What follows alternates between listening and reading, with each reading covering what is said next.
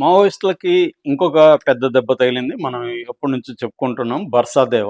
బర్సాదేవ పోలీసులకు దొరికాడని, పోలీసులు అతన్ని పట్టుకొని చంపేస్తారని పౌర హక్కుల సంఘాలు గాని, లేకపోతే హరగోపాల్ లాంటి ప్రజాస్వామికవాదులు ఆందోళన వ్యక్తం చేస్తూ ప్రకటనలిచ్చారు. నేను అప్పుడు కూడా చెప్పాను.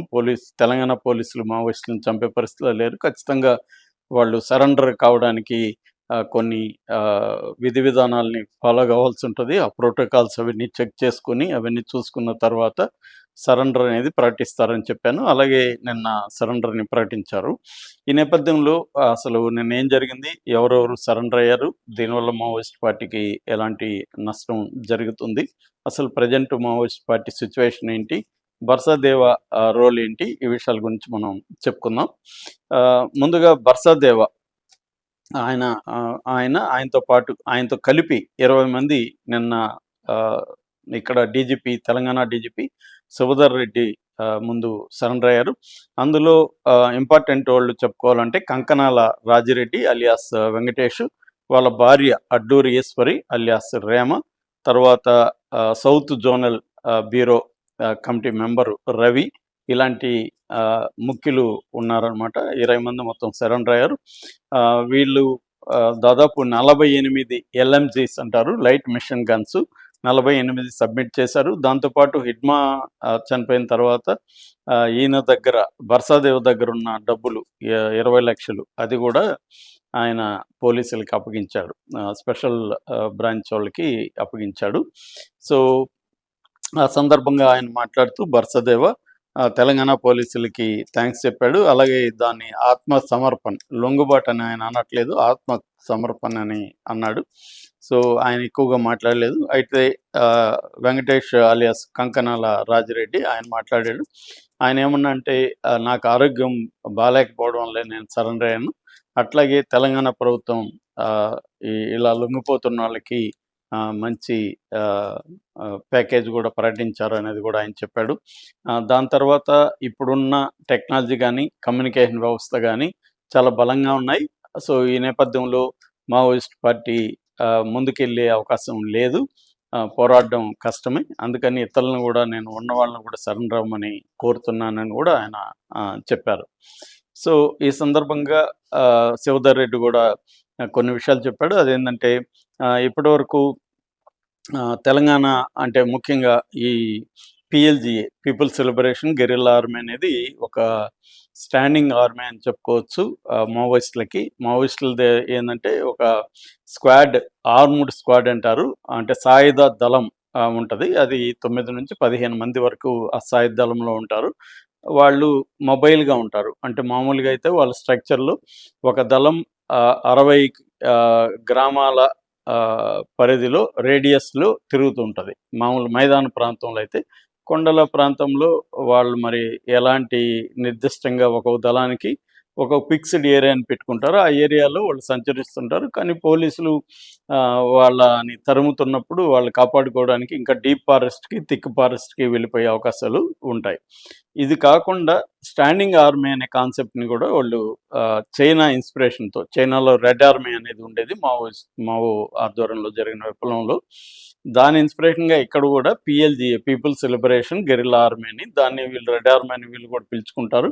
ఇది స్టాండింగ్ ఆర్మీ అనమాట. దీంట్లో కంపెనీ అని, ప్లాటూన్ అని, బెటాలియన్ అని 3 రకాలుగా ఉంటుంది. బెటాలియన్ అనేది అత్యున్నతమైన బాడీ. ఈ బెటాలియన్ నెంబర్ 1 అనేది పెట్టుకున్నారు. బెటాలియన్ 1, 2, 3 అలాగే పెట్టారు. ఈ బెటాలియన్ 1 అనేది చాలా పవర్ఫుల్ బెటాలియన్. అంటే వాళ్ళకి ట్రైనింగ్ కానీ, వెపన్స్ కూడా మంచి వెపన్స్ ఉంటాయి. వాళ్ళకి గెరిల్లా వార్ఫేర్ అంటారు. గెరిల్లా వార్ఫేర్ అనేది కమ్యూనిస్టు ప్రభుత్వాలు కావచ్చు, లేకపోతే అంతకుముందు కూడా ఎప్పుడైనా బలవంతుడితో బలహీనుడు పోరాడే పద్ధతిని గెరిల్లా వార్ఫేర్ అనొచ్చు. ఎందుకంటే ఈక్వల్ కాదు కాబట్టి బలవంతుడైన ఎనిమితో బలహీనుడు పోరాడేదానికి కొన్ని పద్ధతులను ఏర్పాటు చేసుకుంటారు. అదేంటంటే తమకు బలమైన ప్రాంతంలోకి శత్రువుని రప్పించడం, శత్రువు బలమైన ప్రాంతంలోకి తాము మెరుపు దాడి చేసి మళ్ళీ ఎస్కేప్ అవడం, హిట్ అండ్ రన్ అంటారు, కొట్టి పారిపోవడం. తర్వాత డిసెప్షన్, ఉత్తరంగా వెళ్తున్నానని చెప్పి దక్షిణంగా వెళ్ళడం, అట్లాగే యాంబుష్లు అంటే శత్రువుని ఒక ట్రాప్ వేసి ఒక ఏరియాకి రప్పించి ఆ ఏరియాలో ముందే వీళ్ళు కాపు కాసి అటాక్ చేయడం. దీన్ని ఇట్లాంటి అనేక పద్ధతులు ఉన్నాయి. దీన్ని గెరిల్లా వార్ఫేర్ అంటారు. దీన్ని కమ్యూనిస్టు పార్టీలు, విప్లవం చేసే కమ్యూనిస్ట్ పార్టీలు కూడా ప్రపంచవ్యాప్తంగా గెరిల్లా వార్ఫేర్ని చేస్తుంటాయి. ఇటు మావో కూడా దాని మీద బుక్ రాస్తాడు, అట్లాగే చెగువేరా కూడా దాని మీద బుక్ రాశాడు.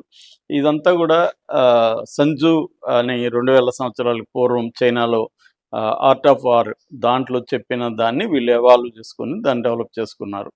సో అలాగా ఈ గెరిల్లా వార్ఫేర్ చేయడానికి కోసం ఈ పిఎల్జిఏకి సపరేట్ ట్రైనింగు అవన్నీ ఇచ్చారనమాట. ఆ పిఎల్జిఏకి కమాండర్గా ఫస్టు హిడ్మా ఉన్నాడు, మాడ్వే హిడ్మా. దాని తర్వాత బర్సాదేవ ఆ పోస్టులోకి వెళ్ళాడు. బర్సాదేవ ఏంటంటే 2000 ప్రాంతంలో దండకారణ్య ఆదివాసీ కిసాన్ మజ్దూర్ సంఘ్ అని ఒకటి మావోయిస్టులు ఏర్పాటు చేశారు. అది లీగల్గా పనిచేయాలి దానికోసం ఏర్పాటు చేశారు, కానీ దాన్ని కూడా బ్యాన్ చేసింది ప్రభుత్వం. సో ఆ సంఘంలో బర్సాదేవ పనిచేశాడు. బర్సాదేవ్ అది కూడా హిడ్మా వాళ్ళ ఊరే, పువర్తి ఊరే. సో తన ఒక రకంగా తనకి తర్వాత బర్సాదేవ రంగంలోకి వచ్చాడు. బర్సాదేవ 10th క్లాస్ వరకు చదువుకున్నాడు. అతనికి కోయా భాష, హిందీ, తర్వాత తెలుగు, ఈ 3 భాషలు వచ్చు. అతను ఫస్ట్ ఈ కిసాన్ మజ్దూర్ సంఘంలో పనిచేశాడు. దాని తర్వాత మావోయిస్టుల ఈ ఆర్మీలకి వచ్చాడు. DKSZC అంటారు, అంటే దండకారణ్య స్పెషల్ జోనల్ కమిటీలోకి అతను వెళ్ళాడు. అక్కడి నుంచి అంచెలంచెలుగా ఎదుగుతూ అతను హిడ్మా గైడెన్స్లో బెటాలియన్ నెంబర్ 1కి కమాండర్గా ఉంటున్నాడు ప్రజెంట్. ఎందుకంటే హిడ్మాకి ప్రమోషన్ వచ్చి సెంట్రల్ కమిటీలోకి వెళ్ళాడు. సో ఆయన పోస్ట్ ఈయన తీసుకున్నాడు. ఇతనికి ఉన్న ఇదేంటంటే దాదాపు 25 ఏళ్ళ అనుభవం ఉంది. గట్టిగా చెప్పుకోవాలంటే మిలిటరీ అనుభవం ఒక 20 ఏళ్ళ నుంచి ఉంది. సో తను మంచి ఆర్గనైజరు, తర్వాత మిలిటరీ ఎక్స్పర్టు. ముఖ్యంగా యాంబుష్లు చేయడంలో, వందలాది మందిని ఆర్గనైజ్ చేసి అటాక్స్ చేయడంలో అతను ఎక్స్పర్ట్ అని చెప్తున్నారు. సో అతను ఇప్పటివరకు ఏంటంటే నిన్న పోలీసులు చెప్పిన దాని ప్రకారం 121 మంది చావుకి, ఆ 121 మంది అంటే సివిలియన్స్ కావచ్చు, మిలిటరీ ఫోర్సెస్ పోలీసులు కావచ్చు, మిలిటరీ ఫోర్సెస్ కావచ్చు, 121 మంది చావుకు అతను బాధ్యుడు అని చెప్తున్నారు. అతని మీద మొత్తం మహారాష్ట్ర, ఛత్తీస్గఢ్, తెలంగాణ ఈ 3 రాష్ట్రాలకు సంబంధించి దాదాపు ₹1 కోటి రివార్డు కూడా ఉంది.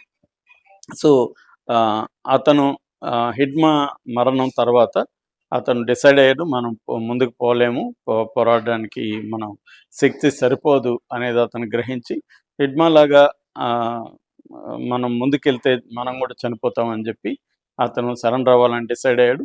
అతనితో కూడా పనిచేసే 20 మందిని కూడా తీసుకొచ్చాడు. వెపన్స్తో కూడా రావాలి కాబట్టి దాదాపు 48 LMG వెపన్స్ని తీసుకొచ్చి అప్పగించేసి అతను సరెండర్ అయిపోయాడు.